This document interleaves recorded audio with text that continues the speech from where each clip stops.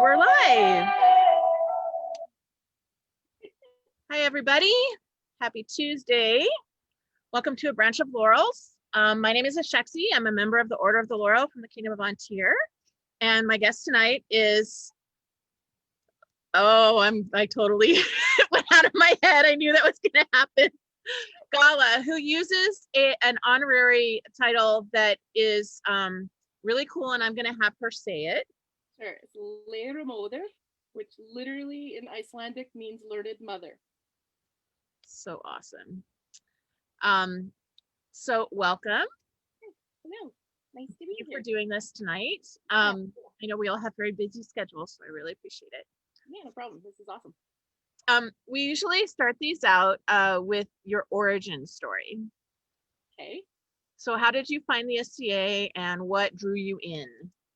Well, I mean, I'm sure this is the case for many, many people, and that I've always been interested in medieval history. And weirdly, back when I was a teenager, I actually saw the local SCA group having a fight practice on the lawn of the place I actually work at now.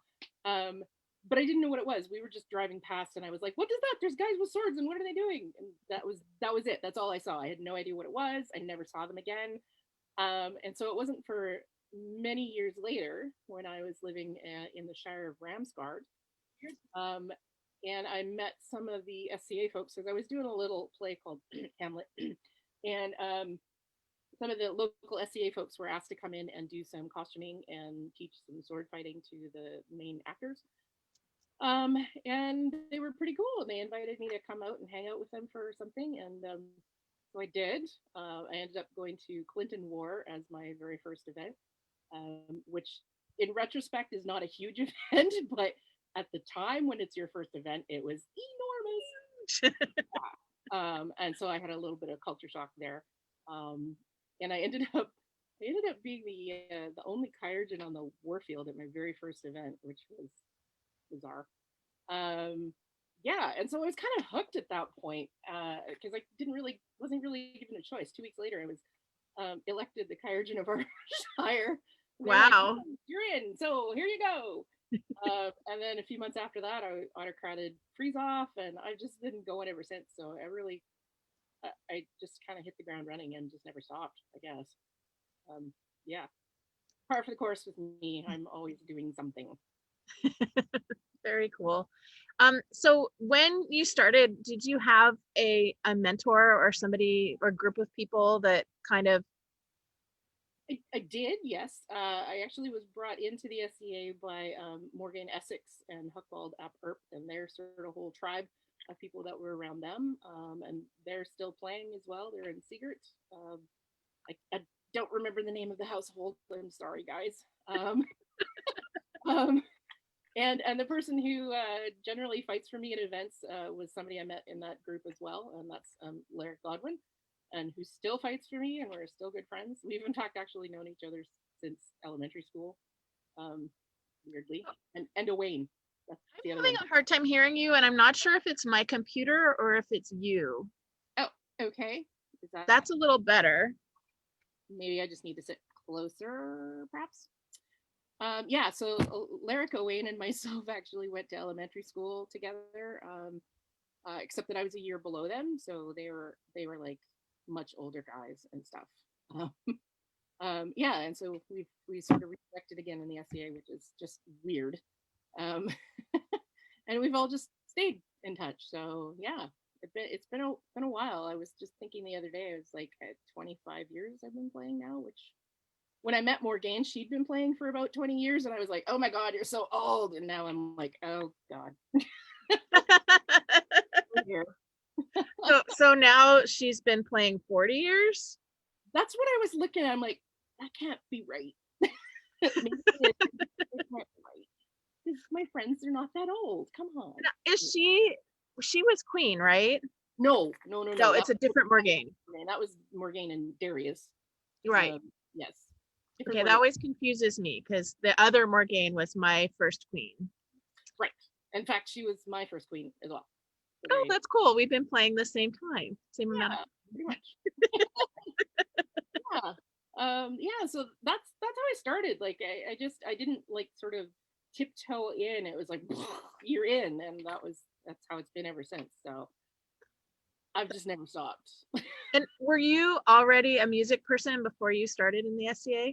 I was, well, music and drama and art.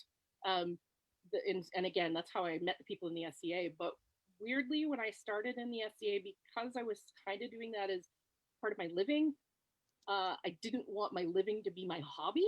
And so I didn't do any Bardic at all in the SCA for probably 6 or 7 years before I finally was like, okay, I'll enter this little competition. And then from then it was like, I'm sorry, you're a bard. When did that happen? Um, there was a few people who knew, of course, the people I met in Ramsgard who all knew, but they were kind of all sworn to secrecy. And please don't ask me to sing because I really hate it when that happens, and particularly because I was trying to keep that separate from my real life. Right. And so yeah, so it wasn't until I decided to enter Lionsgate's Baronial Bardic one year that I sort of just jumped in, and people were all like, "Uh, what? What? Where did that come from?" Yeah. So yeah, It's I've always funny. been though. So You are not the first professional singer or person who has like a degree in singing that I know who's in the SCA who doesn't sing in the SCA yeah, or who it made that choice. well, it's one of those things like if it's your job, why do you want to go to your hobby to do your job, right? I mean, Right. I know it's different, and that when you're at your hobby, you're doing it because you love it, um, but it's still your job, right? Um, yeah, and as a musician, and someone I am a little bit shy to a certain degree. I know it's hard to tell, and I know there are people out there right now, like my apprentices, who are laughing when I say that. But I am a little bit shy, and I don't like it when people go, "Hey, Sheila, sing something for us." And so I sort of wanted that completely separate from my SCA life, which consequently meant I really didn't do much other than service stuff in the very beginning because I didn't do art. I didn't sew. I didn't do any weaving. I didn't do any painting because that was the other thing. I went to art school and majored in painting. So again, I didn't really want to do that in the SCA. And then somebody thrust a paintbrush in my hand and went, "Here, paint these charters." And I've been doing that ever since now. So yeah. So it's funny how your hobbies and your jobs become your hobbies and your Just hobbies become slowly chipping away at your boundaries. your jobs. So I mean, I love it. So it's not the end of the world. Like if it was something I hated, then it would be different. So if I was a short order cook and people wanted me to cook at all events, nope. Mm-mm. Yeah, I spent 16 years in the food industry and I don't I don't do food at events. I assisted in a kitchen once or twice. No, No, not happening. right. I'm here to have fun and do the things I love, not my job. Yeah. Now I don't care. But in the beginning I did. But Yeah, I get that. I get that. So you started more in local ANS competition? yeah, well, like I said, I started Baronia Bardic was my very first competition of any kind, actually. And yeah, I kind of went from there. And I jumped in from doing that. I went straight into Tyrese Bardic and won that. And then went from that to Kingdom, which I didn't win. So, so kind of progressing as I went. But yeah, I haven't actually done ANS competitions, mostly because I don't feel anything that I do on the other side of Bardic is ANS worthy. I mean, yeah, it's just not my jam, I guess. I bet you could get there though. Probably could. I just haven't concentrated on that. I'm still doing my Bardic thing. Hey, whatever makes you happy. So in the progression of competitions from baronial to principality to kingdom, was there a big difference in each competition? Very much so. Um, in fact, actually, at the time, the baronial competition for Lionsgate was actually harder than the principality competition was. Oh Um, wow. except that I had to do documentation for the principality one. So the baronial competition at that time, I think we had to do 5 entries, um, but there was no documentation required or anything like that. Whereas the principality was 3 entries, and we had to do documentation. So on one hand, performance wise, it was harder. Well, the other one was research harder. And Right. then we got from principality to kingdom, the vast gulf of difference between competition at the principality level and the kingdom level was very, very eye opening. Um, I was not at all prepared, and I'm not surprised that I didn't win. Although I did come in the top three, so that was good. Um, but it was just so incredibly different. For instance, I didn't know it was a 2 day competition. I didn't know that there was a second half of the competition until they were like, okay, so tomorrow. And I'm like, I'm sorry, what? What do you mean? So that was a big surprise. I wasn't actually expecting quite the intense sort of question and answer period that came, particularly on the second day, um, and whatnot. So that was a little eye opening. Consequently, though, having been champion in both areas and having competed in both sides, I went back to our principality and said, okay, so we're doing a gigantic disservice to our bards who are wanting to enter the kingdom competition, and being blindsided by how different there is. So there's such a big step between the two. So we've kind of tried to bring the principality level up somewhere mid between the baronial and the kingdom, just to bring it in line, basically. And so it's not quite so jarring for the next person who enters. So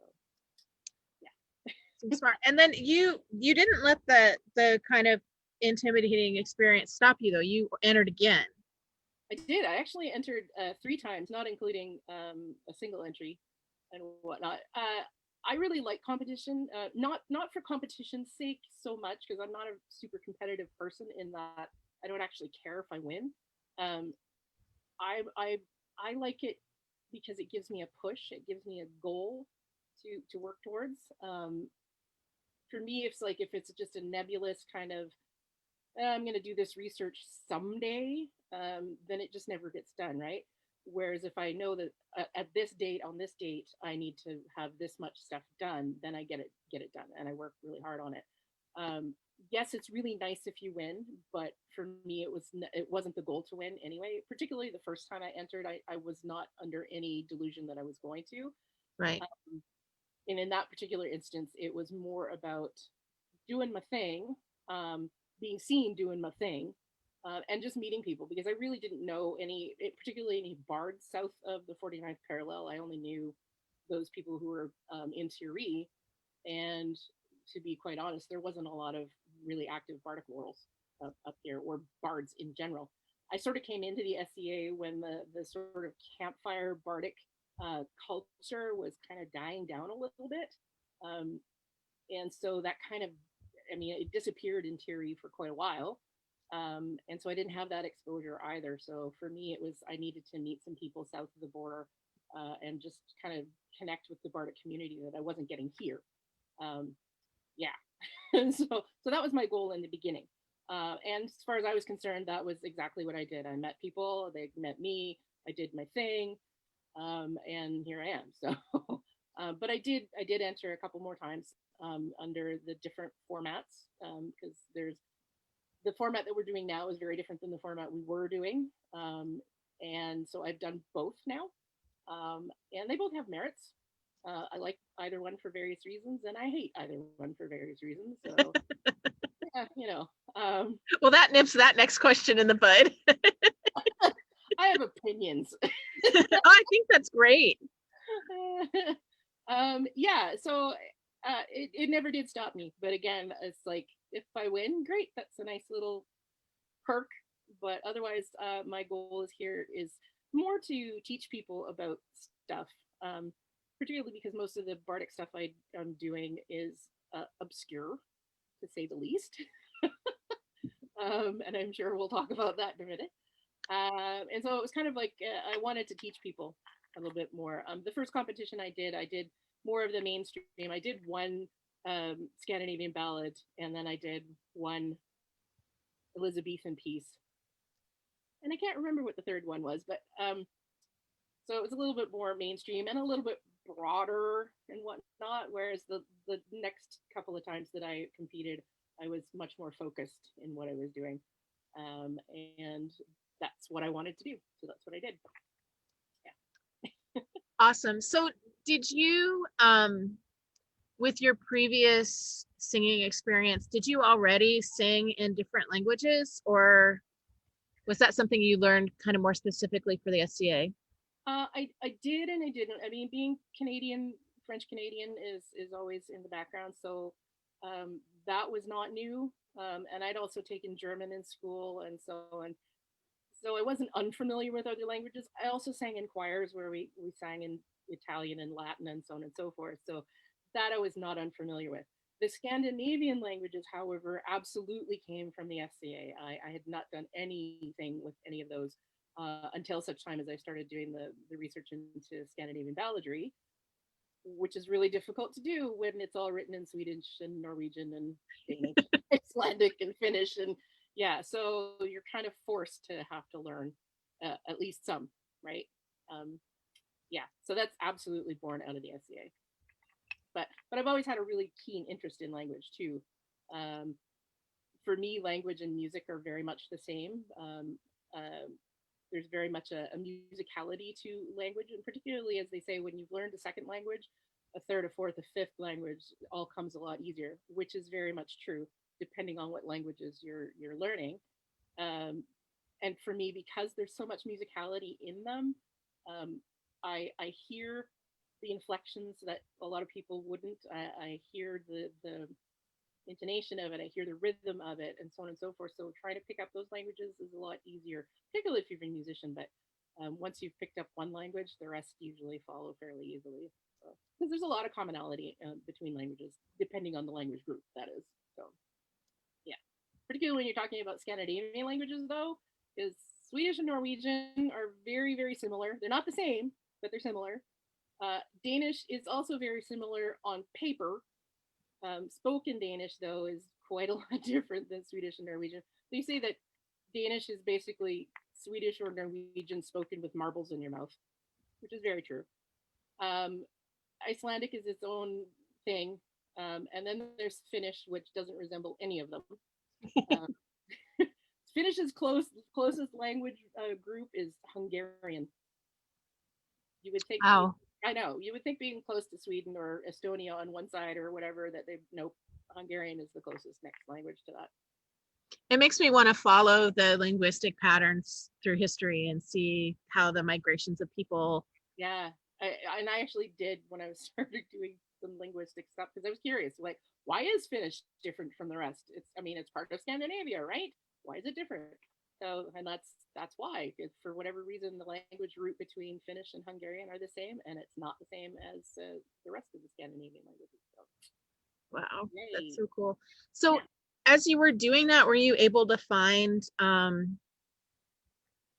don't know, people already singing the songs, or how did you figure out how to pronounce everything? Well, in the beginning, I started off like many bards do in listening to CDs.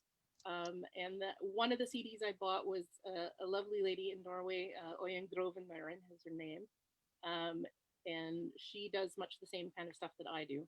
Um, and so I was able to get in contact with her actually. And so she actually has helped a lot with both research and listening as well as the language. I also have in my back pocket one of my coworkers is from Sweden, so I usually will go and pick her brain too. I'm like, how is that pronounced, and why is that this way? And sometimes I come across stuff that she's all like, I have no idea, and she's from Sweden, um, so sometimes when that happens, then I go, oh, okay, so that word's a whole lot older than we think. So that makes things interesting. If she can't figure out what it is, then I know I have some more research to do to figure out what the root words are. Yeah. So I have her in my back pocket, which is really helpful. I mean, she also speaks German and so on and so forth as well, which makes things a lot easier. I am going to text my daughter really quick and ask her to bring me headphones. Okay. I think that I think my computer is pooping out on me. Oh dear. Because I'm getting like every other word, Oh no. which is really hard. Well, everybody else can hear. Hi, everybody else. Hey, Mom. I think we can. Garan is watching and she's commenting. So, Is it Goranduk? huh? Goranduk, are you talking about? Yes.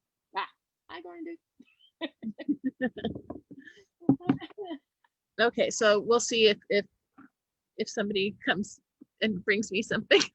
I'm down in the basement. You can Oh, see I see. the ceiling. You know, just say, hey, can everybody hear this? You Oh, know? now Marion's saying that she can't hear you very well either. Oh, no. Yeah, you're super quiet. So let's see if we can troubleshoot that. Let's see if maybe I can bump the volume up on my microphone here too. Okay, I have cranked it pretty much to the top at this point. Does that make a difference? Oh, there's my mom. It's not loud on mine. Mom says it's not loud on hers either. Okay. If that's the case, then I may switch mics and see what happens. Okay. Is that a little better? Because I just cranked it right to the top. It's a little better, but it's still. Okay. Let's see here. Okay, now I'm on the computer mic. Is that better? It sounds better to me. Okay. Do you have wired headphones? I'm having a hard time hearing her. I just want to plug headphones into my machine. I do not have wired headphones. Can you ask Molly for hers, please? One works, the other one doesn't. That's fine. Thank you. Technical difficulties. We'll be right back. Yeah. Sorry. It's weird because it was fine when we were talking before, and then we started the interview, and I was like, I can't hear. I'm all like getting closer and closer. I wonder if it's because there's like people jumping on board and that's sucking up bandwidth or something. I don't know. We had much of the same issues when we were doing the Grand Ithra. And we found that if people were jumping on, as long as they had their mics off and their videos off, then it was okay. But sometimes there was issues with it. So you and I are the only one actually on the meeting. So I don't know. Weird. Yeah, I don't know. Pardon me in my very period drinking vessel. Sorry. Now I just have to figure out where to plug it in. All right. Let's see. Oh, that was quick. There we go. All right. Can you hear me now? I can hear you now. Yay! Natalia says, just put your mouth up to the microphone. Well, I can. Yeah, that'll be attractive. Oh dear. Oh dear. Okay, well, sorry for that little. It's all good. Journey. You hear me, then not hear me. Hopefully everybody else can hear me. Oh dear. Let's fix that now that I'm sitting a little closer forward. There we go. Okay, where were we? Yeah, when you lean closer, you're way louder. That's what everybody's saying. So you're closer now. I think it'll be better. Okay, that's so bizarre. So where were we? We were talking about you were listening to CDs. Yes. Okay. So we were listening. I was listening to CDs, and one of them happened to be this lady in Norway. And because of who I am, I'm all like, I'm just going to email her and see what happens. I don't really expect anybody to get back to me, and I'm always surprised when they do, but it's super helpful when they do, right? But I've also found too that because of what we're doing is so obscure, they don't really get a lot of questions about this stuff. So if somebody does email, they're all like, really? You're interested? Woohoo! So something to geek out with. It's so exciting. Right. So for instance, when I was researching one of the ballads that I actually, the one that I'll probably do tonight, as a matter of fact, I knew that there was an extant version of it in a library in Sweden, and I knew what book it was in. I knew what page it was on. I practically could tell you what shelf it was on in the library. And I emailed the curator there, and I was like, so I'm this weirdo from Canada who was interested in this really obscure thing that's in a book in your library on page 4. Would you be able to go and just like take some pictures of that thing for me? And he was all like, sure. So he did.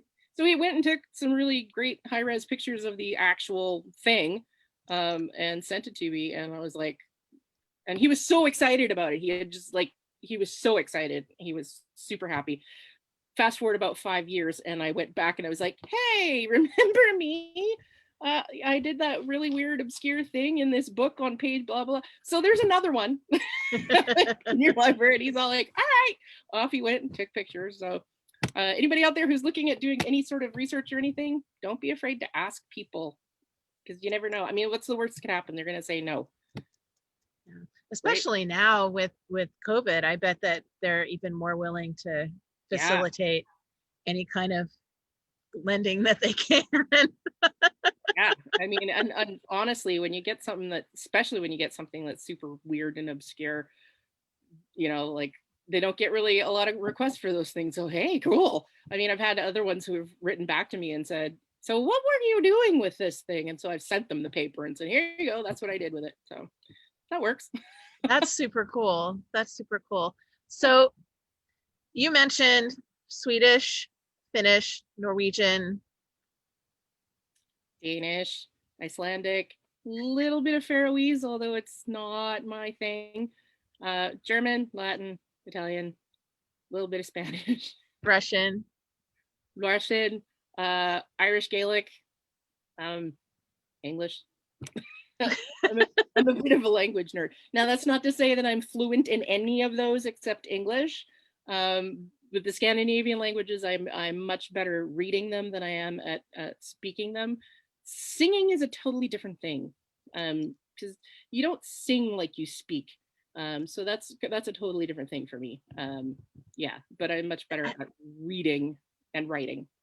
And my mother is here again. Hi, Sammy. Sammy. Oh yes, she was reminding Oh, me. Sami. Sami. Yes.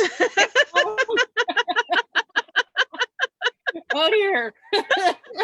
It's pretty funny when your mom. Usually, I know. Usually, we have like cats or dogs that come and interrupt. It's my mom And my husband. Oh, that's so my life. That's awesome. Also, she brought me a tankard so I wouldn't be embarrassing with Oh, that's so sweet. Thanks, Mom. Uh-huh. You're lucky. My mom's passed, so I'm happy for you that you've got your mom there to support you. It's awesome. Yeah, it's been really great, particularly since I moved here like 2 weeks before COVID shut down. So I was really happy that I moved when I did, because otherwise I would have been stuck at my old place with all my stuff either packed, moved, or in storage. Yeah, so I was lucky I moved when I did. I literally moved the week before Kingdom A&S, and then like the week after they shut everything down. So like, that was good timing on my part. And really good timing. Yeah, because I mean, otherwise we would have both been stuck apart, right? So it's been good that we're together.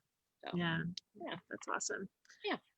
So you talked about how singing is different than speaking a language. Do you learn things phonetically as you sing them, or how does that work? Very often I do. I've always been a very oral sort of person. I learn music very quickly by hearing it. In some cases, one time and I've got it. So a lot of the times it is phonetic. At this point in time, I have enough background in it that I can read it and I know what I'm doing. But in the beginning, it was definitely phonetic. And in some cases, I actually had to write it out phonetically in order to memorize it. Now I don't have to do that anymore. But so definitely that. But now I read, so it's much easier. Well, I shouldn't say that. Sometimes it's easier for me to just hear it and go. The only times it becomes difficult is because Swedish and Norwegian are so similar, it becomes difficult pronunciation wise between the two of those sometimes. But yeah, other than that, it's not any more difficult than English at this point in time. So yeah. But for somebody starting out, definitely the phonetic approach is the thing. Definitely, yeah. If you especially if you have no background at all in that particular language, if you have any background in, say, even French would help you, but like particularly Germanic languages would help to learn some of the Scandinavian, pardon me, because they're very similar, or Dutch or something like that, and even English, because they all have the same ancient roots. And so there's a lot of similarities between them that makes things a lot easier. I mean, there are certainly anomalies and whatnot, like Irish. I watch a lot of those kind of dark, moody murder mystery shows that are in Swedish and Norwegian, and yeah, you pick up on it after hours and hours and hours of listening to it. And you know what? I've actually done that, particularly with Icelandic, because I find Icelandic much more difficult than the others. I mean, it's a very different language, has its own pronunciation and its own weirdities. But that's actually how I helped myself, was by watching Icelandic television, even when I had no idea what they were actually saying, but just hear it and to hear the way they speak, And the cadence. the cadence and just how they pronounce the consonants and the vowels and so on and so forth, it does help. And so yeah, just listening to it over and over and over again, which is why things like, like Babel and those kinds of things work, because of repetition, right? That's how I do it. Awesome. Yeah. It's always fascinated me. I've watched you at a couple of different Kingdom Bardic competitions, including the cow calling, which we're just going to lay that boundary out now. That's not happening tonight. Don't ask. Sorry, Natalia. Would if we were outdoors or in a much larger space, I would, and didn't have neighbors on both sides who would have me evicted tomorrow if I did. So because it's loud. It is very loud and very high pitched and piercing. When I lived in my old place, it wouldn't have been quite so bad because there was only one other person there, and I would have just warned him ahead of time that this was going to happen. Or we would have just gone out in the backyard. I used to practice in the backyard. The neighbors all thought I was completely cracked.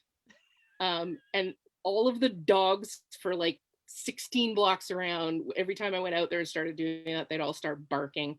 And I was Awesome. like, well, at least I know it works. Oh, they all hear you. Right? Yeah. And anytime if the neighbor did want to complain, I'd be like, you play the bagpipes in the backyard. So yeah.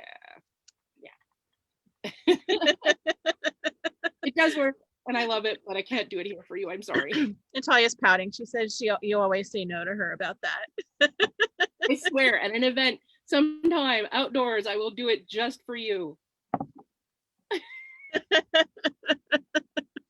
Hopefully that makes her happy. Oh dear. Yeah, sorry. So how did you get started on doing that? Well, so the second time I entered Kingdom Bardic, I didn't want to do 3 Scandinavian ballads, even though that's my jam and that's really what I was most interested in at that time.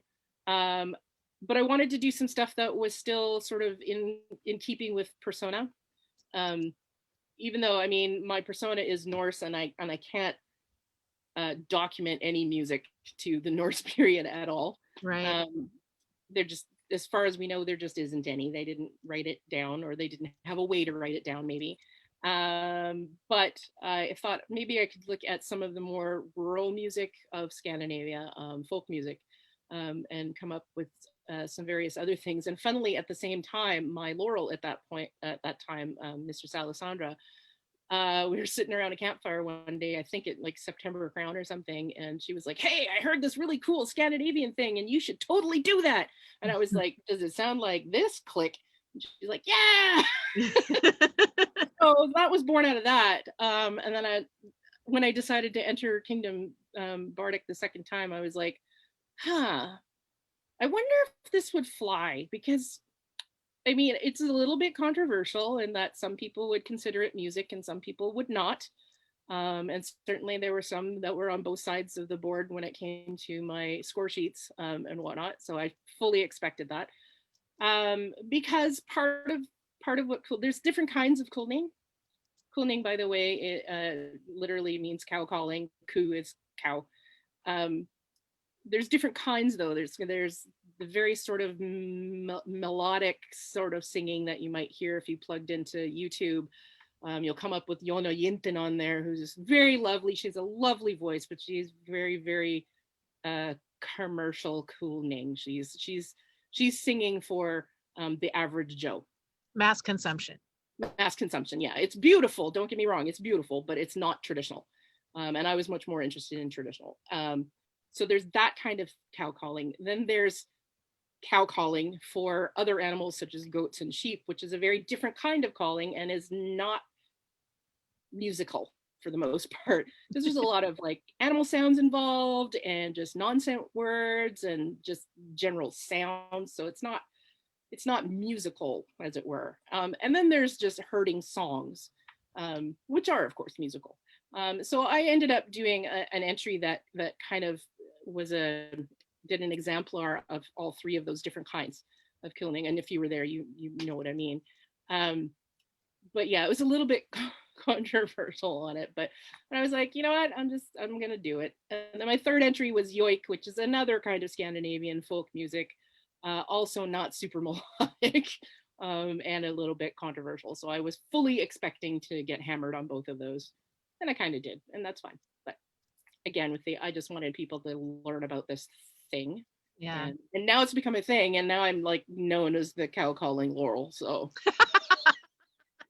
everywhere I go, oh, you're the one that does the cow calling. I'm like, yeah, that's me. But have you listened to the songs on my page? Because they're really beautiful. My favorite was we were doing a demo at the British Columbia Museum of Anthropology, I think it was, in Victoria. And Viscountess Nadezhda, in the middle of the museum, asked me if I would do a cow call. And I looked at her, I'm like, are you sure? And she's like, yeah, it'll be great. I'm like, okay. So I did. And it was very loud, and everybody stopped and was like, what was that? It worked. I do it. But yeah. Anyway, so that's how I got into doing that. Of all the weird things. Very cool. I like it. I mean, it's fun and it's different. And that's kind of me. I didn't want to do mainstream Celtic music and so on. Nothing. I don't have anything against Celtic music. Don't get me wrong. No. I started out doing Celtic music myself. So, but I just wanted to find something that was new and different and hadn't been seen before, and introduce people to things they'd never heard. I totally get that. I have a friend that I used to work in a cafe in Oakland with, who has become one of the top throat singers in the world. Sweet. Which is really weird because I got into researching, stuff, Altaic culture and costume. And he went on this musical journey, and we met up like 20 years later. And it was like, you're doing what? Oh my God, I'm doing this. And so I took some lessons from him. But I just don't think I can perform in front of people. It's very different. Yeah, but my point is that it's a different thing, much like the cow calling is. It's something that people aren't used to, and it pushes the boundaries a little bit, and I love that. It does, and I think part of what I loved about it too was presenting different kinds of singing. So not the traditional classical sort of what we're used to, or the traditional Celtic voice that we're used to, but different uses of the voice, and trying to contrast them with one another. And that was part of the journey for me too, was not just learning about the type of singing, but to learn how to do the type of singing. And they are very different. Yeah. It's hard to explain. It's hard to explain if you're not a singer, particularly if you're not a classically trained singer, because classically trained singing is very different than, say, pop singing. I mean, right? And then there's so many different levels in between. And so when you look at crooning, it's using your voice in a very different way than what I was trained to as in classical. Then doing yoik is very different again. And so to me, that was part of the fascinating part of the journey for me. It might have been boring as crap for everybody else, but I found it fascinating. I think it's fascinating. And yoink is a little bit like throat singy. A little bit. Yeah. But it's all sort of part and parcel. Like yoik and crooning and yodeling are all the same sort of singing. They all sort of do the same job. They're all herding songs, herding singing. They just use their voice very differently to do the same job. So, right. Yeah. Right. And I think that in our capacity as people who research cultures in the SCA, I think that singing, especially in a lot of the nomadic cultures, is such a huge part of the culture. Like there's a song, I'm blanking on the culture name, but it's one of the cultures that's in the Altai now. Okay. And it's a song that a woman sings when she comes out of the yurt, and she takes a spoonful of milk and she blesses, and starts the day. It's like a morning prayer almost. Um, and I'm sure that much like the yurt that she's living in and the rest of her lifestyle goes all the way back, right? Yeah. That there was some sort of song like that. So I think that stuff is super important and gives such a great cultural context. I do too, and I think particularly when it comes to herding singing, that is one of the oldest kinds of singing that there is, and not just for the sake of entertainment, but singing in well, in the case of Kulning, it's not just about entertainment. That is part of it, but it's communication between your herd. It's communication between you and other shepherds that might be, 2 miles away, and you still need to be able to talk to them, right? So you learn how to sing. There's communication back and forth in that as well. So they would sing to each other, and then there was the songs that were just simply working songs. So there's so many different aspects of herding songs, but it goes back so far into ancient history. Like, this is the type of singing that people have been doing since the beginning of time, and all for the same purpose. It might be different kinds of singing, but it's the same purpose. Right. And I find that really fascinating, right? Yeah, me too. So cool. Yeah. Thank I'm you. a nerd. I'm sorry, I'm a nerd. Well, I think we're all nerds. That's why we're all here, right? It's true. It's true. Oh dear. Yeah. Yeah. Yeah. So the cooning thing though, it's I don't know. I like it. It's weird. It is. It's weird. I get it. Although I have to say, yoik is actually a lot for me. It's harder than doing the killing, because it's just such, again, a different kind of singing. Technically, it's a different kind of singing than the others. Is it all up in here?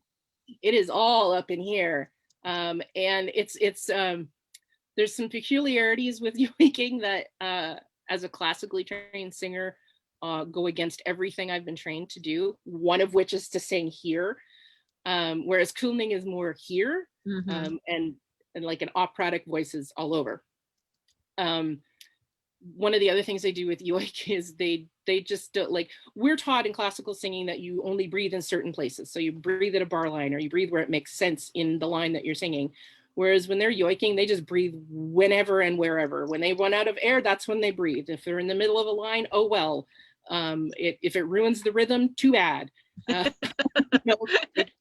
that's so foreign as somebody who is classically trained or is just a musical person. I'm used to, you breathe on a bar line, you breathe when it makes sense in the rhythm. Nope, not for them.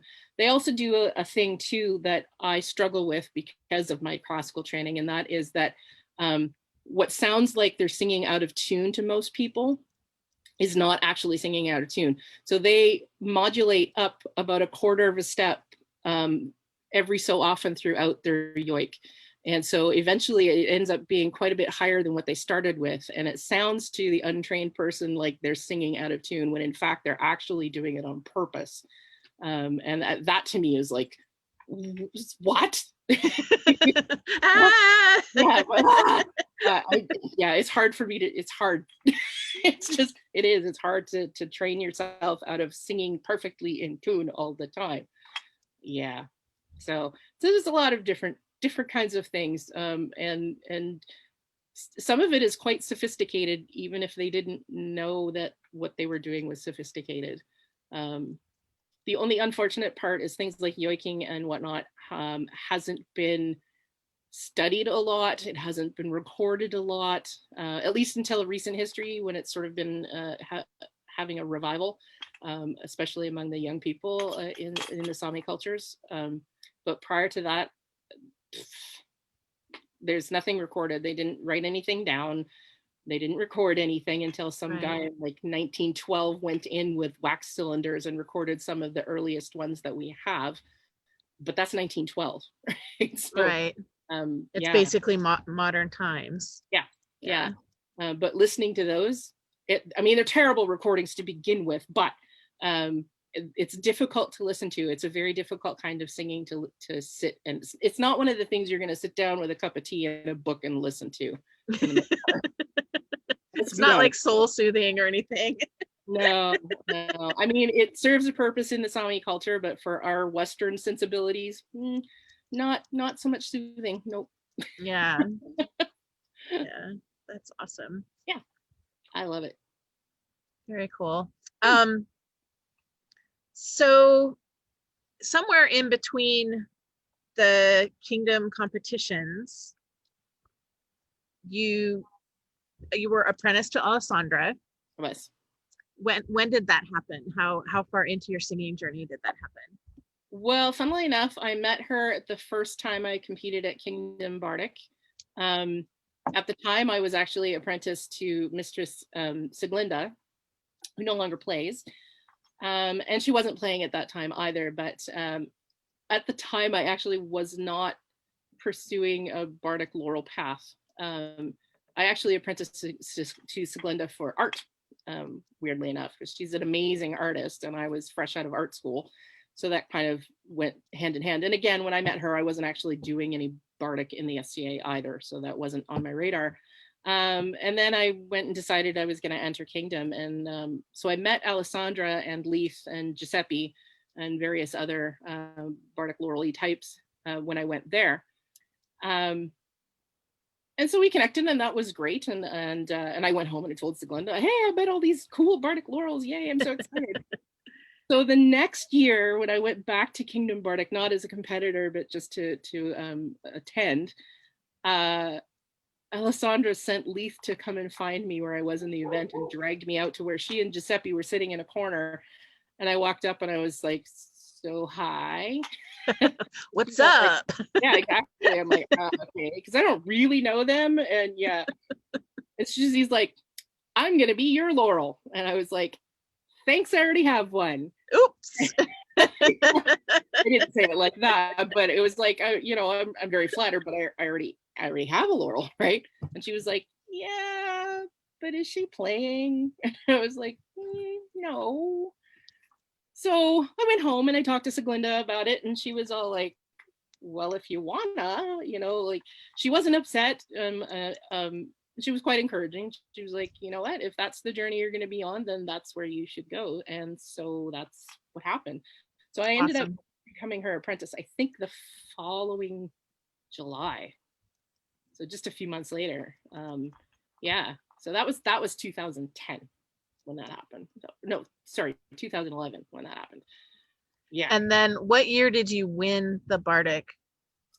I think that was 2017. Okay. I think. I was already a Laurel at the time. I was Laurel in 2015. Okay. And I think it was 2017 when I might have been 16. I get mixed up now. Yeah, it all blends together. It does, yeah. Myri was, wait. Andromica is now, Myri was after, before Andromica, and I was before Andromica. So before Myri. There you go. So yeah, I think it was 2017. Okay. Yeah. Very different competition though than from the previous times that I had entered. Yeah. Very cool. What was I going to ask you? Oh, so when you got offered, was it a surprise? How did that go down? Okay, so I have to back up a little bit from my offer to the previous year when my apprentice brother was offered. So he had been offered at Kingdom ANS the previous year.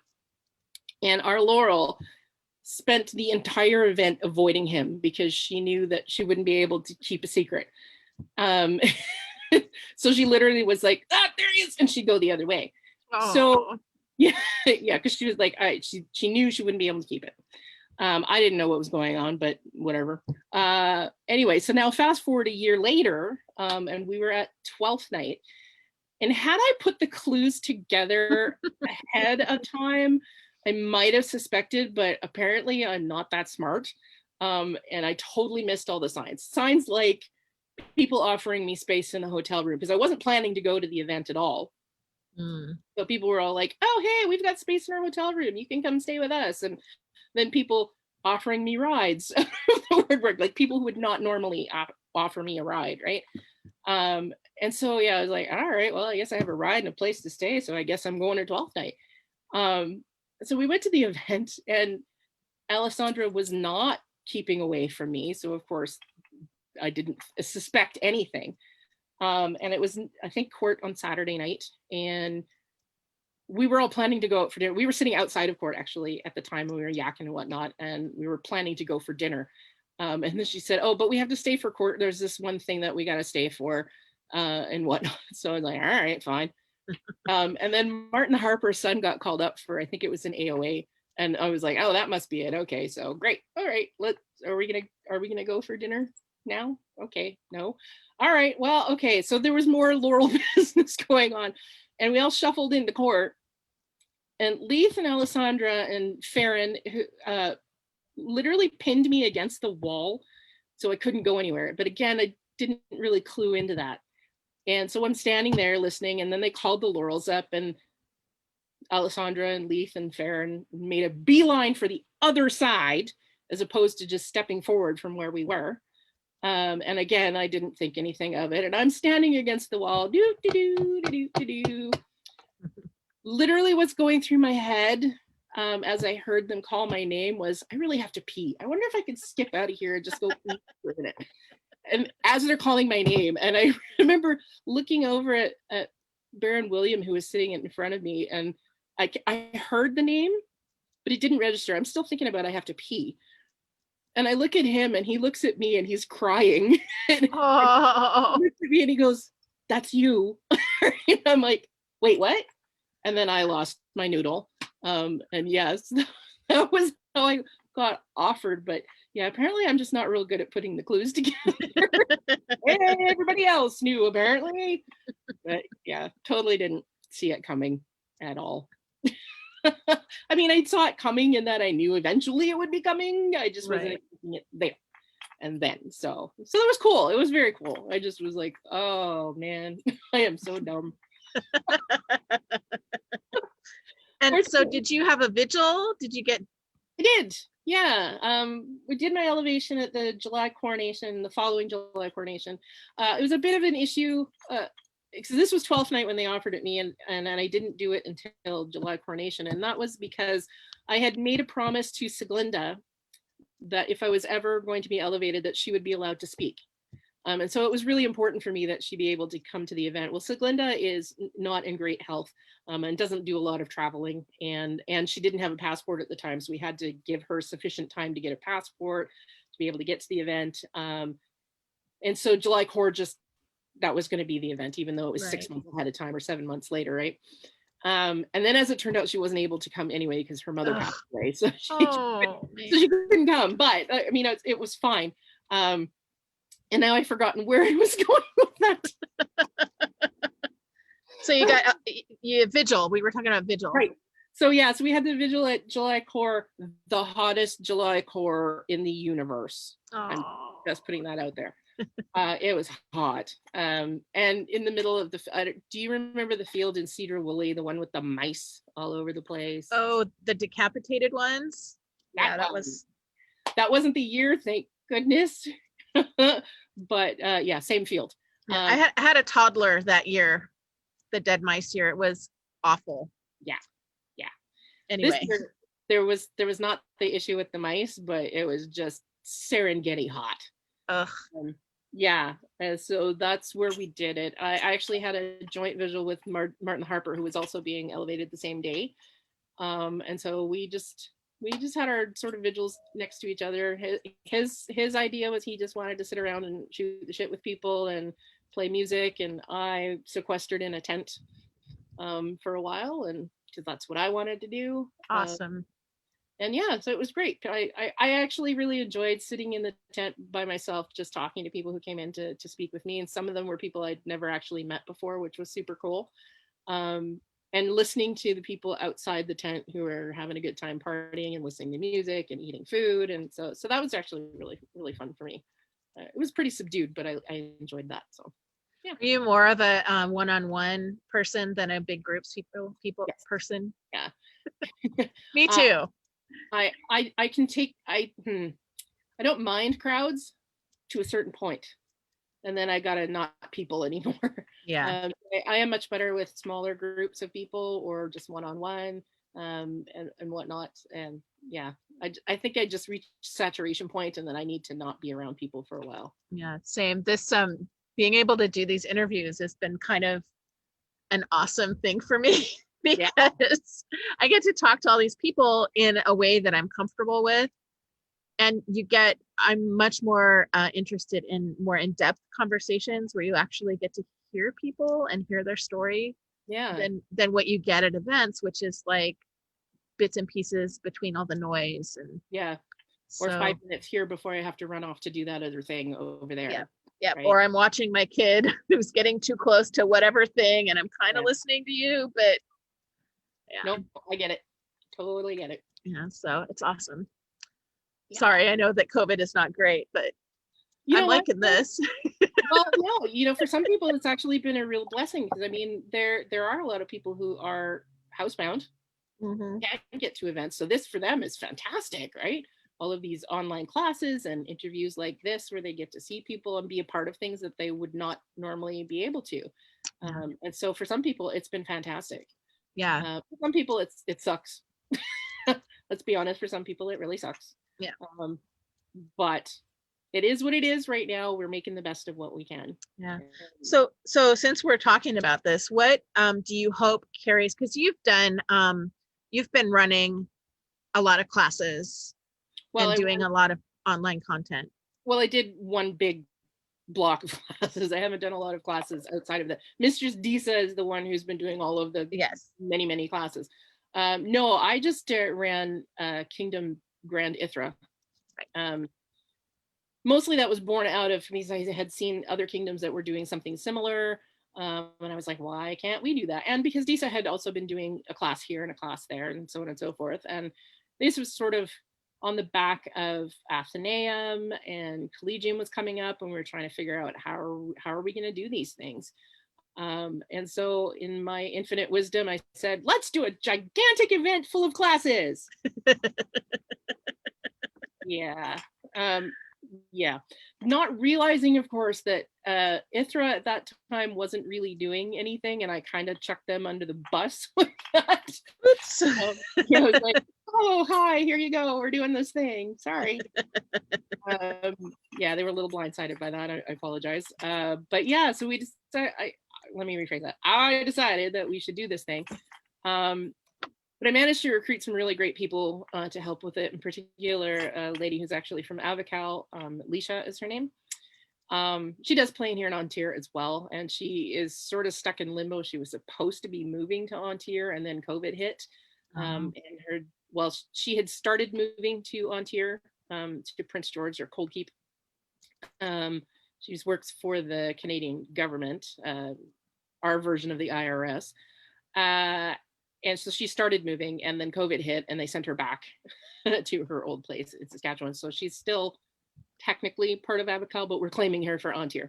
Anyway, she did all the technical end of things, and she was amazeballs. I could not have pulled that event off without her and the other people that she pulled in to help her, because she was amazing. She'd already done Avocal's Tua and had helped out with Atlantia and I think Aitenveld as well. So she already knew what she was doing, and she had everything in place. She literally just had to change names on labels and whatnot, which was super easy. So I got to just be the pretty face who went out and recruited people, and then I was like, and I'm done, now it's your job. For the most part, everything went really well. There was a few little glitches here and there, but nothing major. And we ended up with 19 out of 20 kingdoms represented. Amazing. Which is amazing. The only one that wasn't there was Glenavon, but they were in the middle of hurricane season, so that was a little, I can understand why they might be preoccupied. I guess we could give that. Sure. Yeah. My husband taught, and I kind of sat in on his room afterwards, and it was fantastic. That's awesome.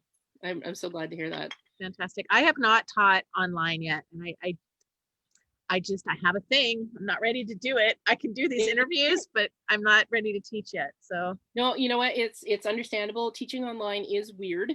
I fully admit that. I taught 3 classes myself, and it is strange, particularly because we're so used to being face to face and having that feedback and whatnot. Whereas when we were doing the classes, we were asking everybody to shut off your mics and so on and so forth. You didn't necessarily have to shut off your video, but shut off your mic. So there was no feedback and whatnot. And particularly if you were teaching, like one of the classes I was teaching was a very tongue in cheek Scrabble class, which when we're face to face, there's a lot of jokes and things. It's really hard to like do jokes and whatnot when there's zero feedback.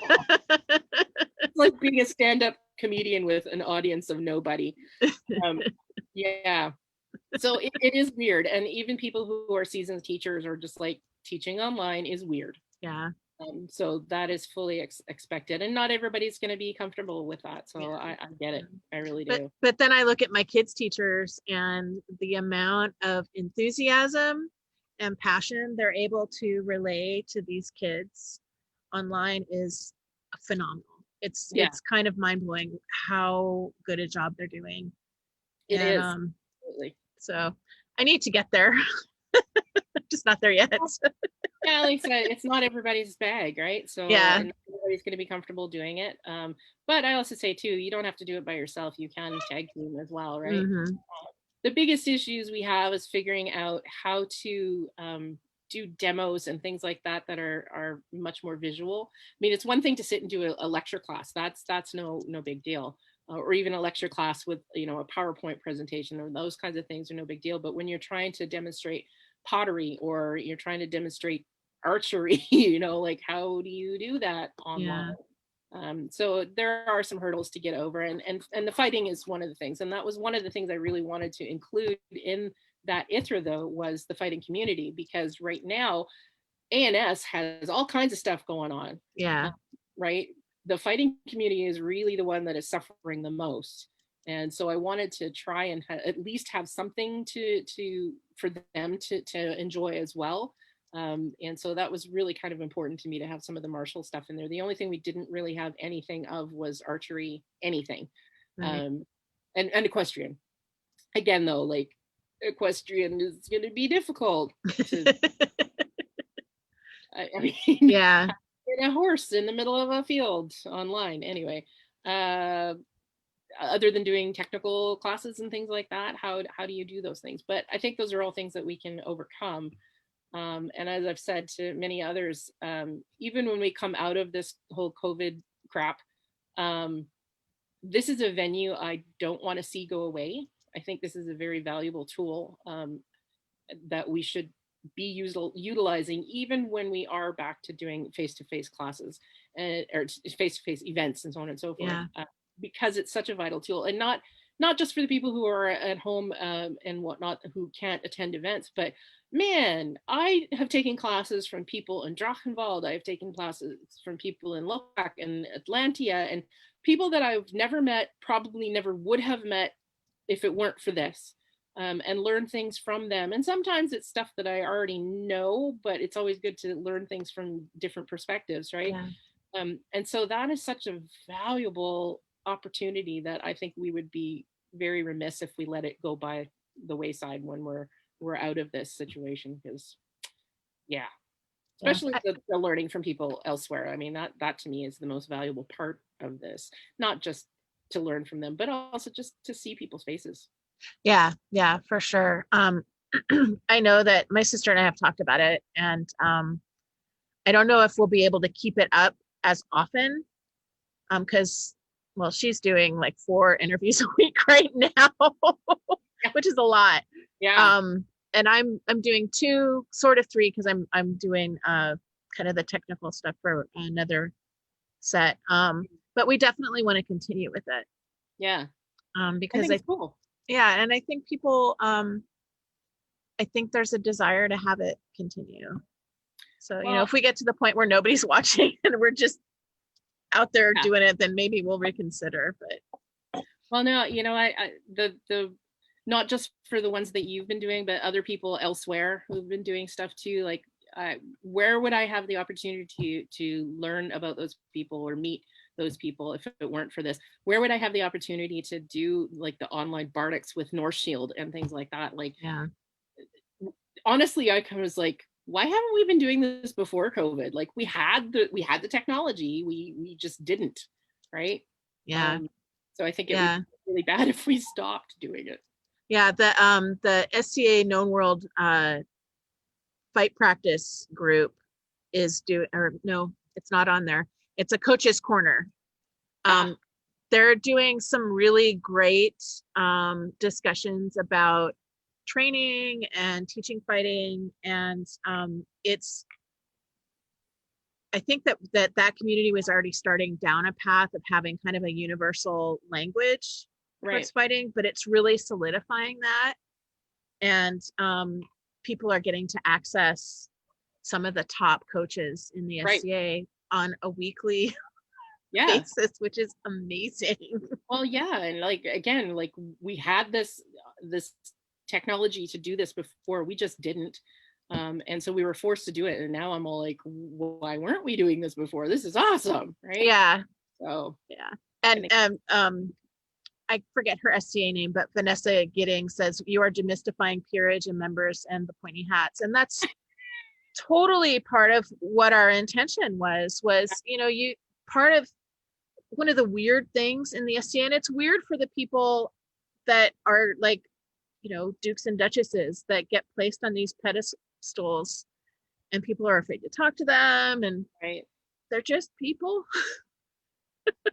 true, And that's a big part of the goal of these interviews, is to make people more approachable and to see, show people, look, this is a path, and part of the reason why I'm doing the Laurel interviews is everybody has a different path. yeah, Your path very much relied on competitions. right, I didn't do competitions at all.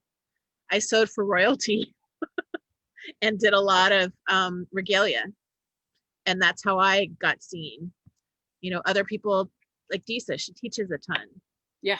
you know so I think it's important for people to see all the different paths that are available to them. Yeah, and I think too, like Athenaeum really solidified this for me too, and that, I mean, I don't get me wrong, I love the Athenaeum as the face-to-face event, but I actually really enjoyed this Athenaeum even more, because I got more dedicated one-on-one time with the people, that I wouldn't have otherwise, and it was quiet, so I could actually hear them.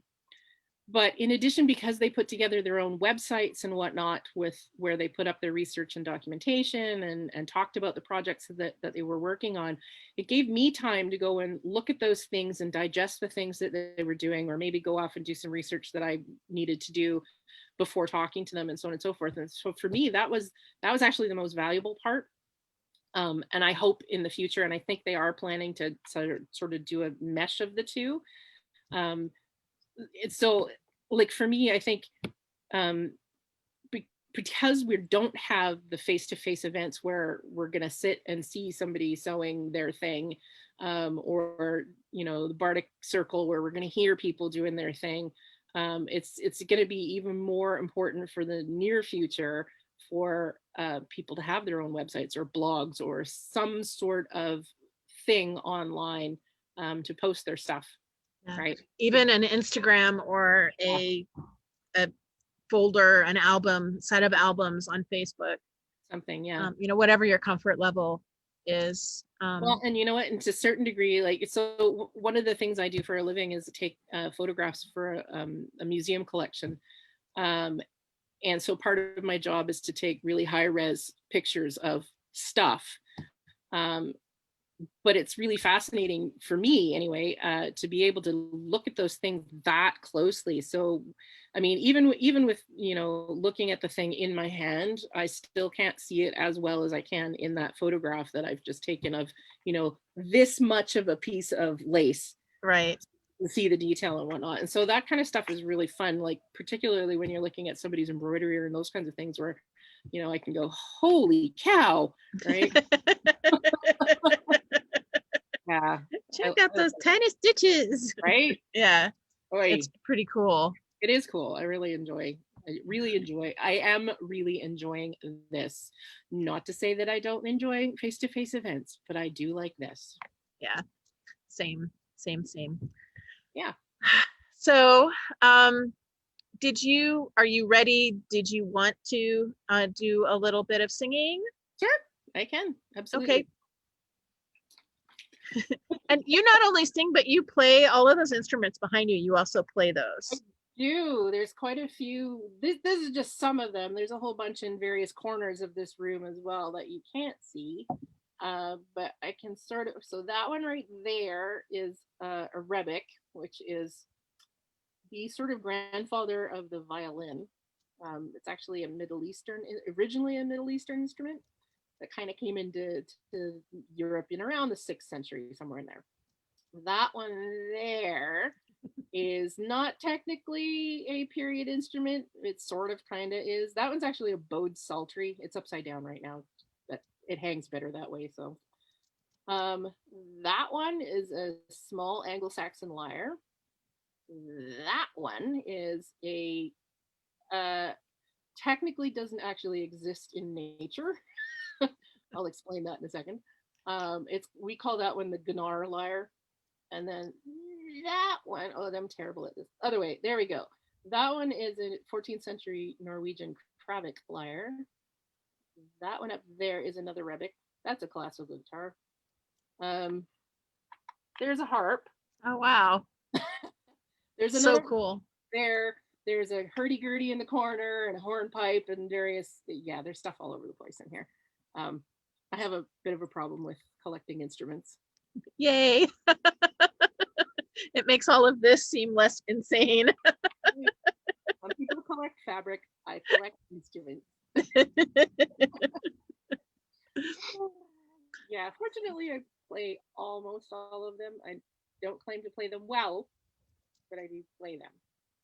So yeah, and then there's this guy here, which is this is actually my favorite, and he is an Anglo-Saxon lyre as well, and I'm going to play him. Awesome. Yeah. But I thought I would start with, I'm going to do 2 pieces for you. Some of you here will have heard these before. I'm sorry. I'm going to do them again because they're my favorites.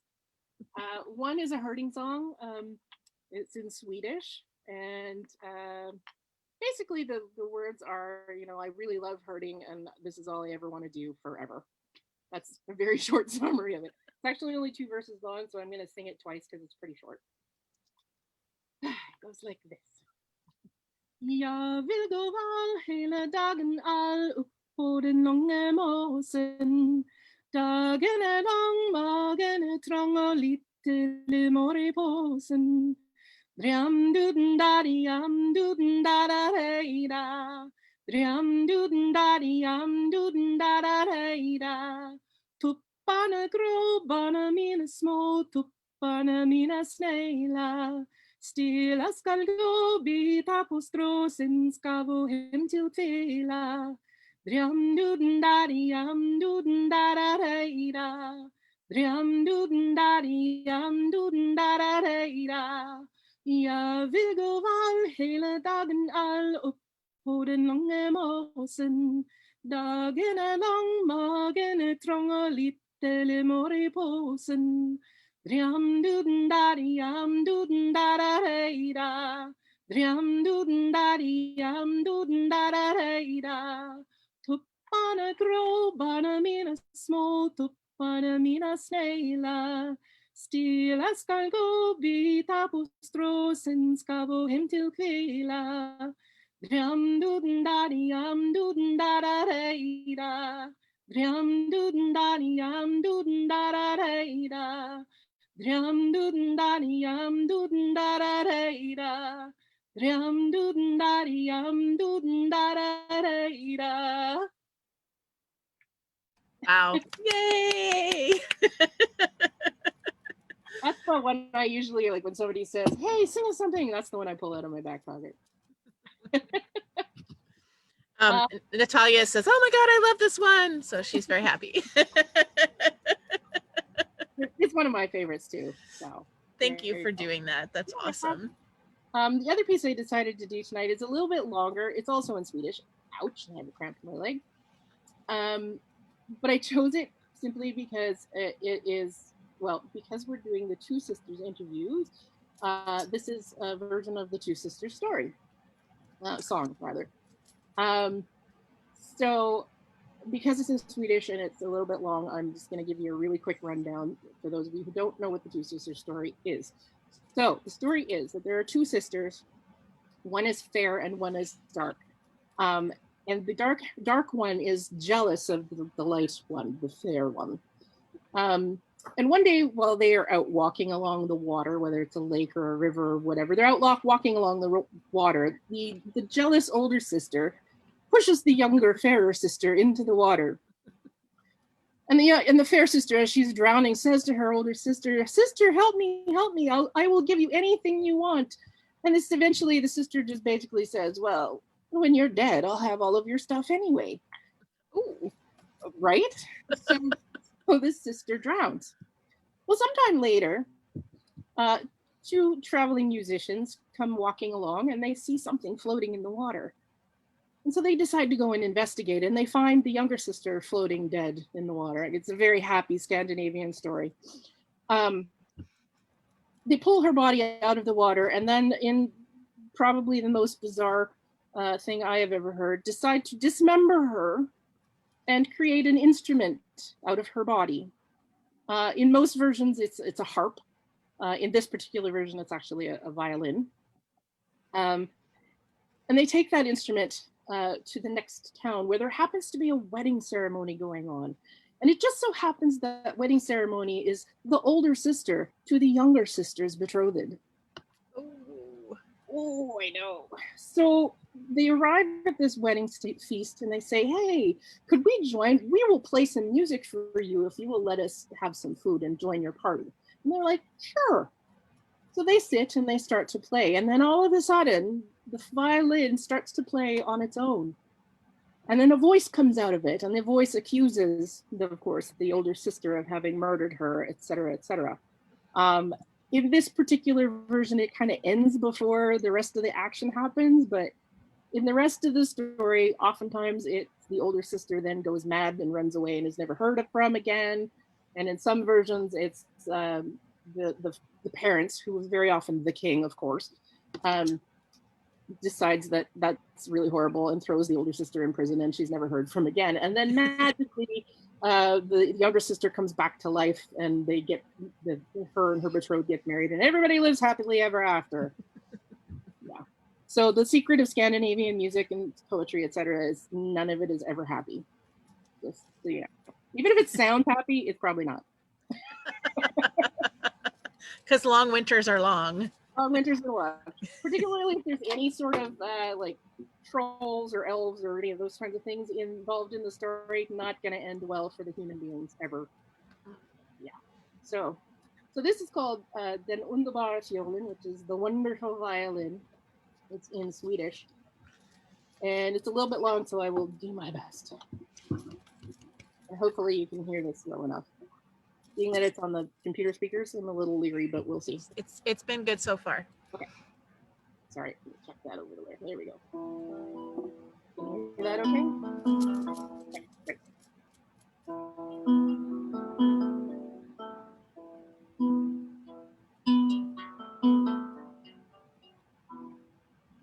Två systrar ingår nere till strand.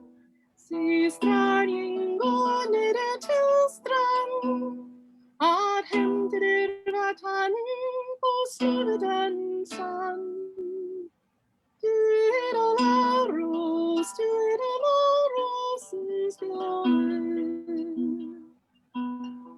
Den ene systern på stenen banko. Ene systern på stenen banko. Hennes syster sköt henne borgen den blå. Du är alla ros, du är alla rosens blad. Två spelmänner ingår nere till strand. Spelmänner ingår nere till strand. Fick de se en jungfru kom flytandes till land. Du är alla ros, du är alla rosens blommer. Du tog då den jungfruns huvudskål fortgår, der gjorde fjol karparuta. Laurels, Laurels blommor. De spiller inga bilder, spiller inga bilder. Der står et bryllup så faget og kny. Du er da Laurels, du er da Laurels blommer.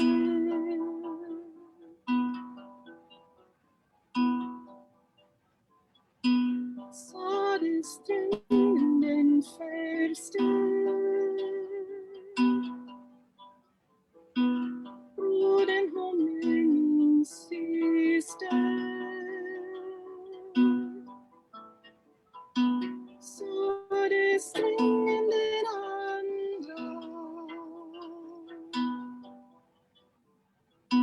brodarförsken håller min granne. Så det strängen den tredje, brodern är sväcknig förleden. Så det strängen den fjärde, brudgummen gick först med.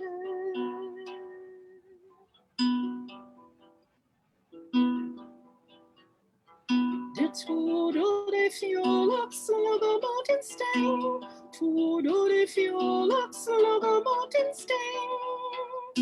Strax rann upp en jungfru så fader också regn.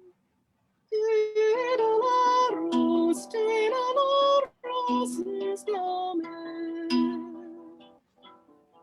Och brudgummen åt en reta i famn, brudgummen tog den reta i famn. Och gav henne alla de älsklige namn.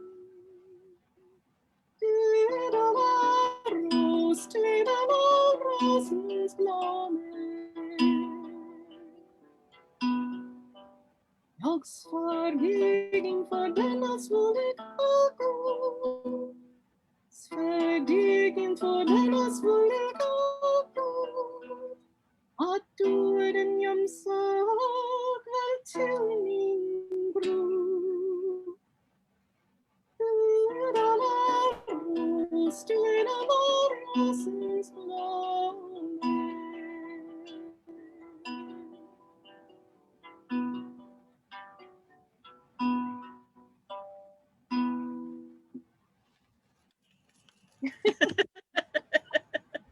Thank you. Made me cry a little bit. That was in fact actually one of the very first, in fact the first time I competed for Kingdom A&S, or Kingdom Bardic, sorry, that was one of the pieces that I did there. Still one of my favorites. So That's beautiful. I did cut it a little bit short because I cut out about 6 verses. It's long. If it was an English, big deal. I feel so spoiled. Like, oh, I've just had this personal audience. Thank you so much. Actually, as a bard, it's nice to have an audience, even if it's an audience of one. Well, it's more than one, but still, I'm the only one you can see.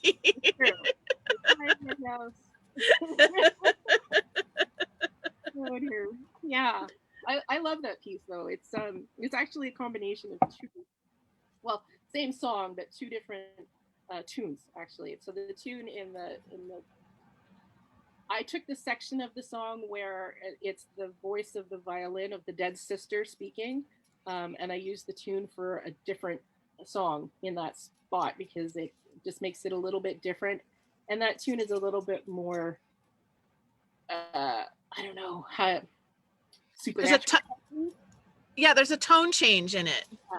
Yeah, and so I thought it was good for that section, just because it's this weird supernatural thing was happening in that section, right? And then it goes back to the original story again. and but with a combination of the two. There's a lot of technical stuff I actually do in there. That's pretty cool. It probably all goes over my head, but it's really cool. If it's pretty, that's all that matters, right? And it is. It's beautiful. Thank you. Thank you. I love that too. So you have a page that's all of you have a bunch of songs recorded on a website. Yeah. And I will post, I think that the link that I posted in the event announcement was not good. Oh, okay. I didn't look. Yeah, I tried to click on it tonight and I was like, oh, that doesn't work. Super lame.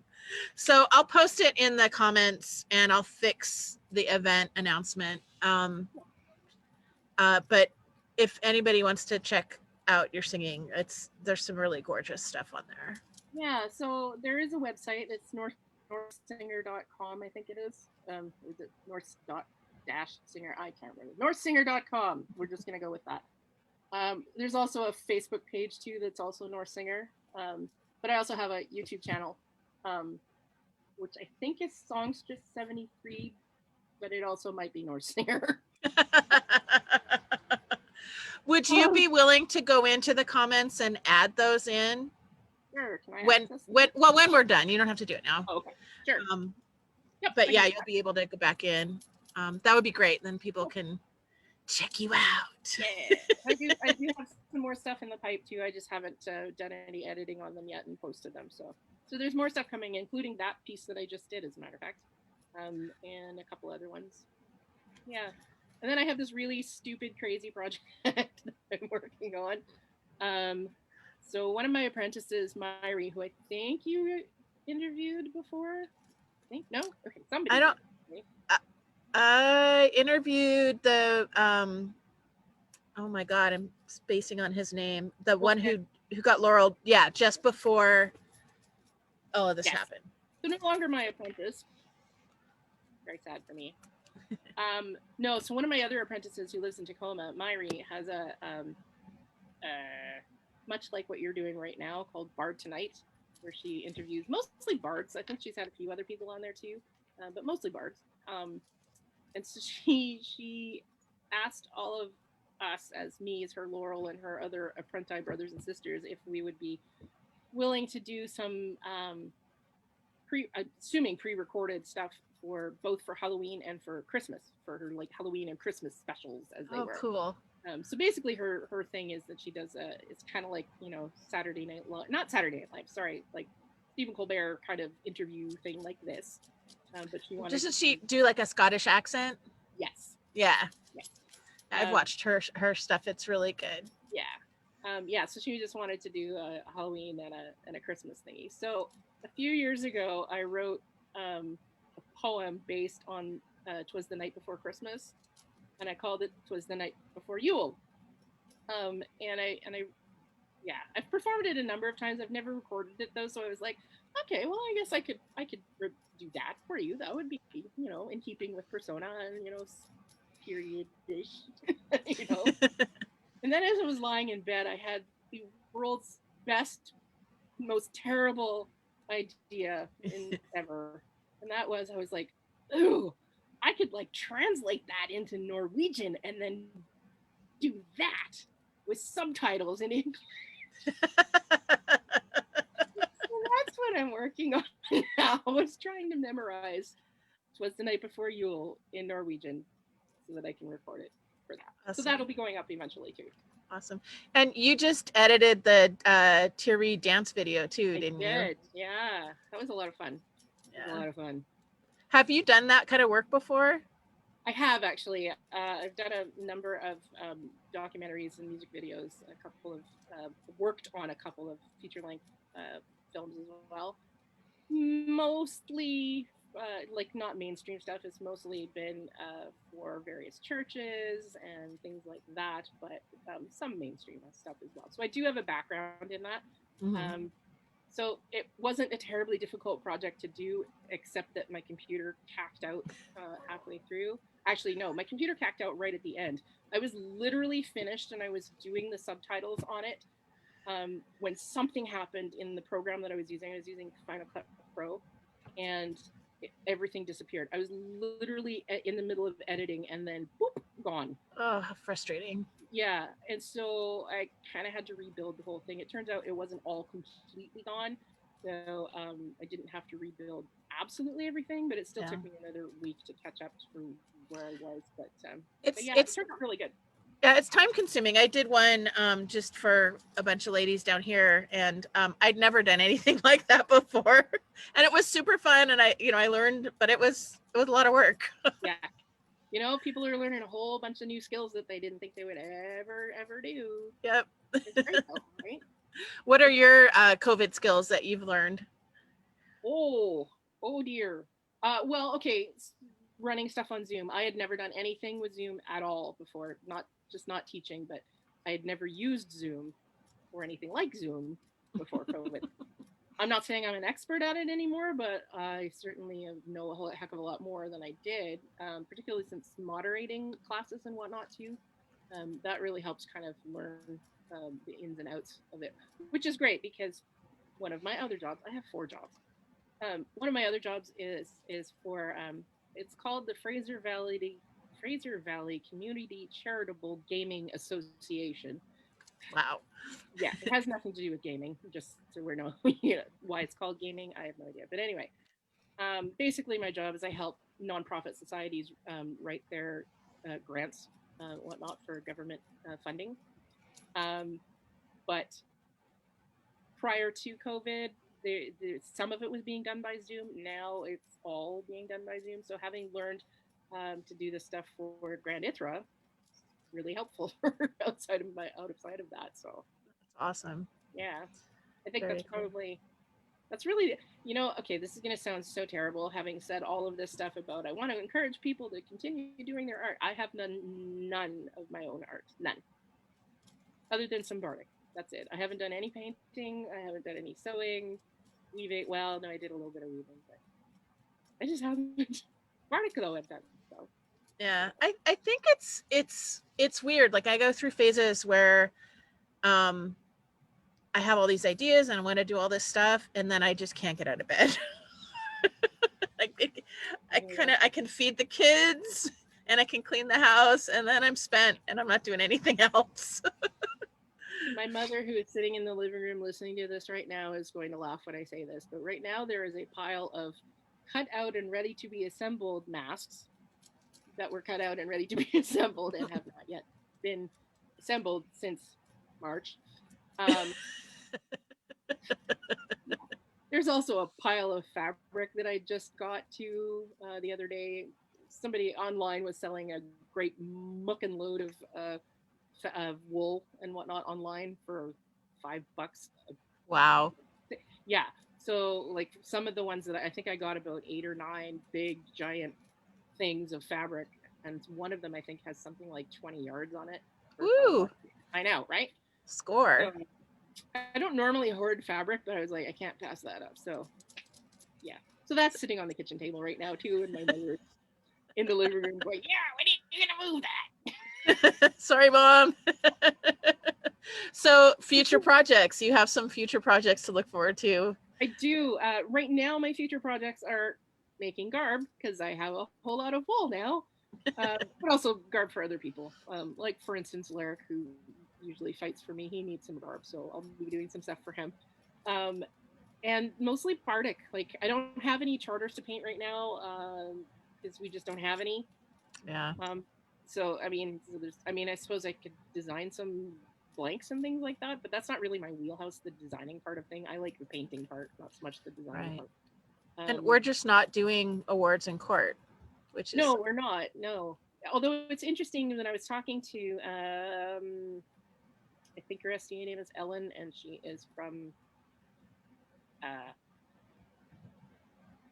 Atenveld. Anyway, we were talking about backlogs and whatnot, and that they don't have any where they're at because they just create blanks all the time, and they do mostly one-offs anyway, as opposed yeah. what we do is with charter. So we were talking about the differences between how they do things and how we do things, and whatnot. And they've been getting some of our backlog stuff for people out there to do, and whatnot. And I was like, well, why don't we do blanks like that and just have them on hand? Yeah, it's not a bad idea. No, it's not. I know Yadviga has been doing some recently, and some of them are amazing. And I was like, oh man, I so want to paint that. Yeah. But yeah, I was like, but I don't like designing's not my thing. I like the painting part, so I don't have anything to paint right now, which sucks. Aww. Yeah. I know they're working through backlog, like scrolls though too. So maybe there's somebody who wants to design one that you can paint. Yeah, I would love that. And actually, in fact, my Laurel scroll is being done by somebody in Atlantia right now. Wow. They're like, all right, well, whatever. Yeah, if somebody out there has something they want painted, please, I would love to paint stuff. That's really sad. We're so backlogged that we need other kingdoms to catch up. Well, I know, and so this person was asking me, he's like, why are you so backlogged? So I explained the whole history of why we're so backlogged, and she's all like, oh, that explains things. I'm like, yeah, but what do you do? It's funny. Well, it is and it isn't. I don't know the ins and outs of why we're backlogged, so, but I won't ask you to go over it. Yeah, unless you really, it's a really long want story. to. Yeah, we won't go there. Yeah. Not my. But I did watch Atenvelt Court last weekend, and it was really awesome to see people getting recognized. And they would put up a picture of the person, and then a picture of the scroll, and then they'd zoom in on the scroll, and that was really cool. Everybody gets to see. And you can tell that the royalty feels a little awkward because there's no interaction really. It's weird.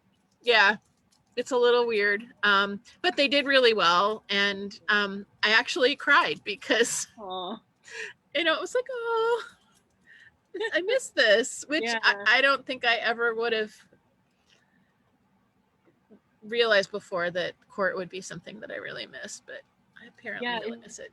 It's interesting because, and I'm going to make a confession here that's going to sound really, really terrible. I hate court. Hate it. It's boring to me, but I will admit to being like, that might be really nice right now. Well, and it's only boring because most of the time you can't hear what's going on. That's exactly it. Yeah. So the ones I have watched online, even with Ontier and so on, and some of the baronial courts that have been going on, it's actually really nice because I can hear it and I can see the things, right? Yeah. I for a long time have wished that we mic'd court, even though that kind of takes away from a lot of the ambiance. But I think maybe we need to look at that. Especially as we're all getting older and losing our hearing. Yeah, it's kind of an accessibility issue. Yeah. So anyway, we're just going to solve all the problems now. Excellent. I like this plan. Awesome. Well, is there anything that you wanted to talk about that we haven't covered? Oh, I can talk about cooling and things like that all day. Nerdy bardic research. I have no problem with that. Everybody will go to sleep, but I'll still be talking. And if there's anybody out there that wants to learn more about what you do or how to do what you do, what's the best way for them to reach out to you? Certainly, you can reach out to me on Facebook. You can either find me under my real name, Sheila Louise Wright, or under my SCA name. Even if you just plug in Gala, you should come up with me at some point in time. I have both my SCA name and my real name on my Facebook for that reason. You can also get me through my website or on the Norse Singer Facebook page. If all else fails, you can find me on YouTube and message me that way too. So pretty easy to get a hold of me. So basically any way you want to. Pretty much, yeah. Just don't text me at 2:00 in the morning. Yeah, no. Please don't. No. And Facebook messaging also should apply, waking hours. Yeah, that would be nice. Thanks. Although I'm a total night owl, so I am guilty of sending texts at 2 in the morning and going, oh, right, that whole sleeping thing. My mother-in-law always texts us at 5:30 and 6 in the morning. And I'm just like, no.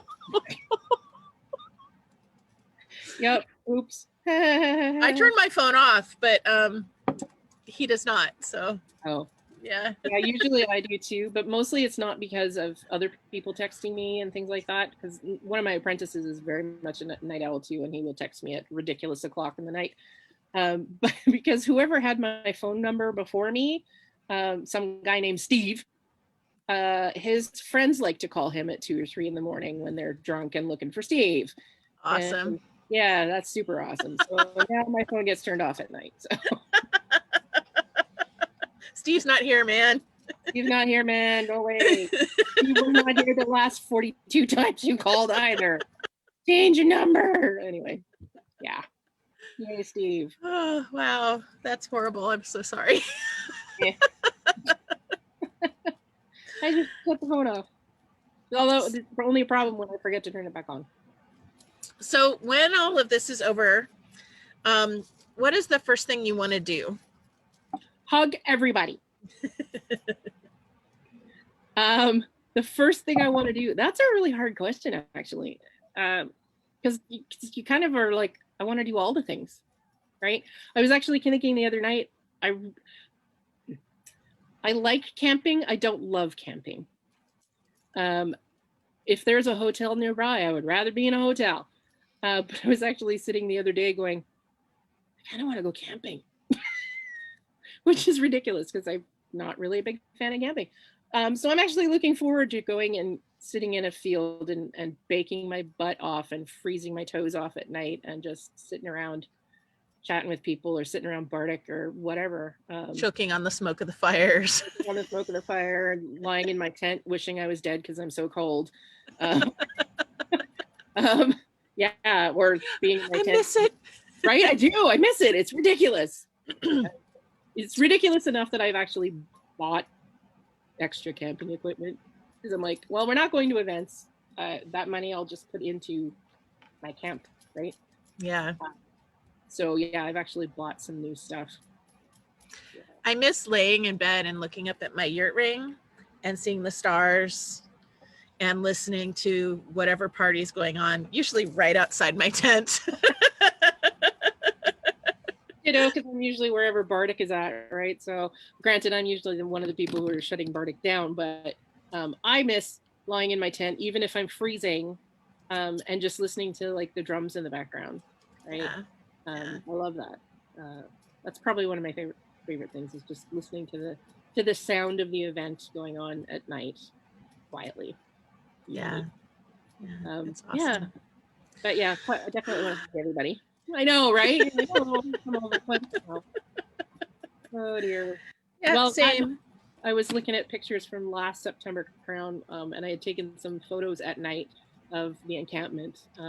And this particular shot, it was all period encampments in the shot, so it was really cool.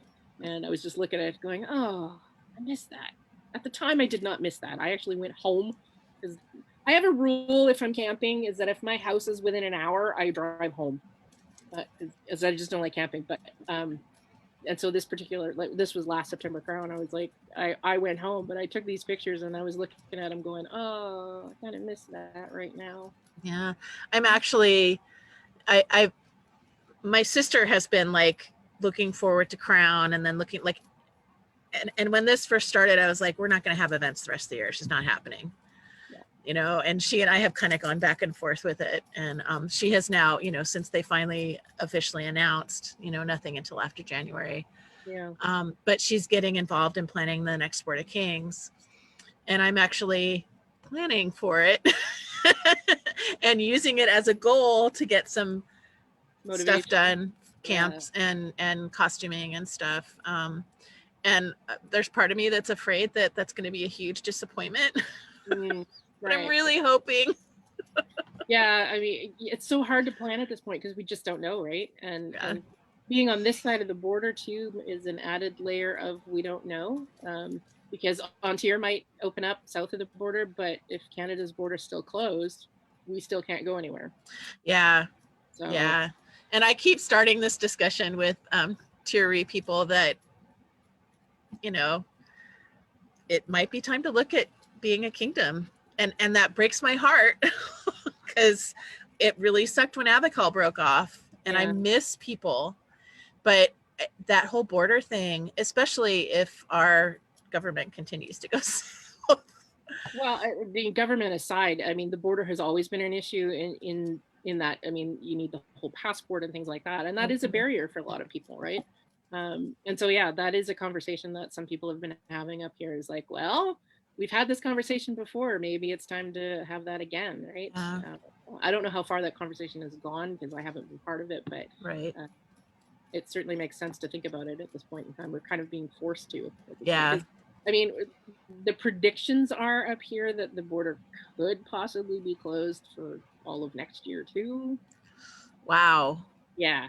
So we just don't know at this point. Right. I mean, of course we're hoping not, but yeah. That's a big deal. Part of us is hoping not, and part of us is like, yeah, let's just keep that border just shut. Just no. Too much crazy. Can we build a wall? Oh dear. Yeah. We love y'all, but no, I totally do not blame you at all. Yeah. My mother is actually, she was born in Montana, but took Canadian citizenship 42 years ago, something like that. No, 40. I'm 47. 40 years ago. But she found out just last week, I think it was, that she actually can vote in the US still. Oh, wow. I know. She's very excited. So, yeah, so she's got her ballot. She's like, yay! Yeah, she's super excited.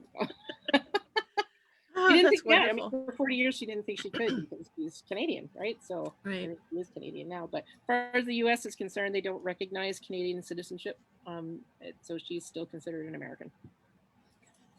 The US is so weird. Well, it is. And we talked about it before because she pays US taxes.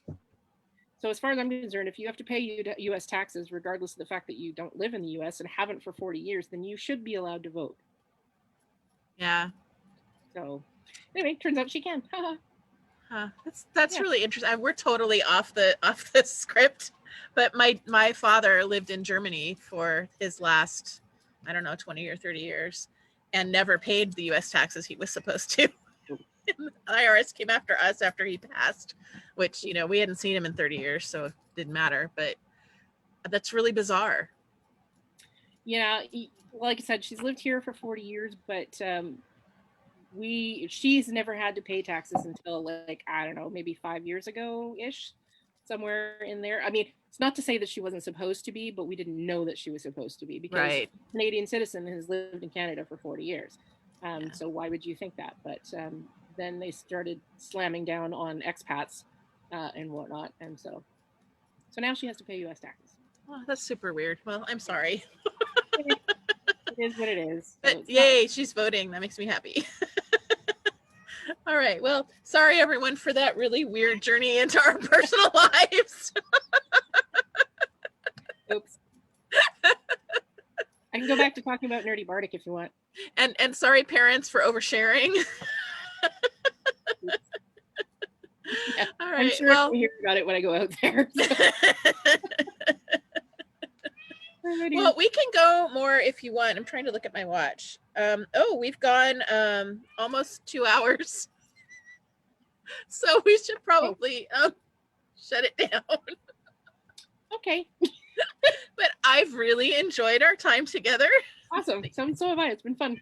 Yeah, we've never had a chance to like sit and chat before, but I've always admired you from afar. So thank you. Ditto, because I've always seen you working on projects and I'm like, oh, I wish I could do that, but yeah. You can. It's easy. I just have to learn, that's all. Yep. That I've always admired too, because you don't do what the mainstream everybody does Norse or, you know, Cavalier or whatever, right? Yeah. And you do something very different, so it's always stood out to me, right? Oh, yeah. I like to stand out, I guess. Oh, and the cat says it's time. He says good night. All right, commentary from the Peanut Gallery. All right. Anyway, thank you very much for your time. Thank you. It was awesome. I enjoyed it. We'll talk more soon, and thanks everyone for watching. Tomorrow, Rifkin and I are interviewing Ari Usni from Atenveld. She does bone carving. She's an incredible artist and painter. She makes her own costumes. She's a second generation SCA person. She's Laurel Pelican, Lion of Aidenvelt. She does all the things. She does, I think, rapier fighting. Anyway, we're going to learn all about her. She's amazing. Cool. So come check that out. And thank you again for your time. And good night, everybody. Thank you. All right. Thanks. Bye. Bye.